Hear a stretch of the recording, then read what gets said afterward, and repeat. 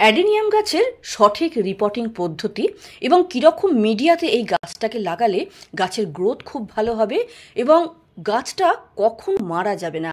এমনকি আমার অ্যাডেনিয়াম গাছ বর্ষাকালেও সারাক্ষণ বাইরে থাকে, কিন্তু গাছ কখনো মরে না, এরকম একটা মিডিয়া আমরা আজকে দেখে নেব। তো দিন দশেক আগে দুটো গাছকে আমি রিপোর্ট করে নিয়েছি, আজ এই গাছটাকে রিপোর্টিং করে আপনাদেরকে দেখাবো।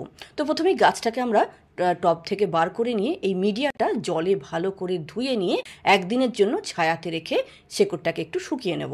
পরের দিন দেখুন গাছের শেকড় শুকিয়ে গেছে, এক্সট্রা যে শেকড়গুলো বাউন্ড হয়েছে সেগুলোকে কেটে ফেলবো।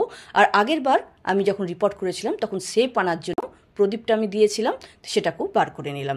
তো এভাবে এক্সট্রা রুটগুলোকে কেটে নিয়ে আমি কিছুক্ষণের জন্য এইটাকে ফাঙ্গিসাইড জলে ডুবিয়ে রাখবো, এতে গাছটা ফাঙ্গাল অ্যাটাক থেকে বেঁচে যাবে।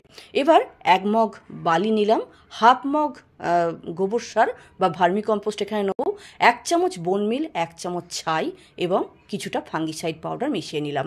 আপনি যদি ডিএপি মেশাতে পারেন বা সুফলা মেশাতে চান মেশাতে পারেন, কিন্তু সর্ষের খোল, নিম খোল এগুলো কিন্তু মেশাবেন না, এতে এখানে এই গাছে ফাঙ্গাল অ্যাটাকের সম্ভাবনা থেকে যায়। রুটটাকে দেখুন একটু উঁচু করে বসালাম গাছটাকে, যাতে রুটগুলো দেখা যায় খানিকটা ওপরটা। তারপরে এইভাবে মিডিয়া দিয়ে ভরে দেবো আর ফাঙ্গিসাইড জল দিয়ে 2 দিন ছায়াতে রাখবো, তারপরে রোদে বার করে দেবো।